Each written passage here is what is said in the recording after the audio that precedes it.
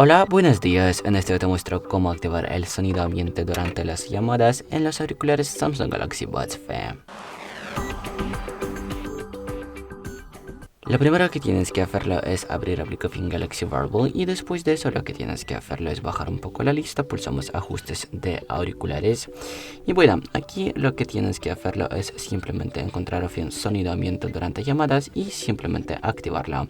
Aquí os propone que cuando alguien va a llamar a vosotros y vais a responderlo, automáticamente se activará el sonido ambiente. Y bueno, si os ha gustado el vídeo deja un me gusta, también no olvides a suscribirte al canal. Hasta luego.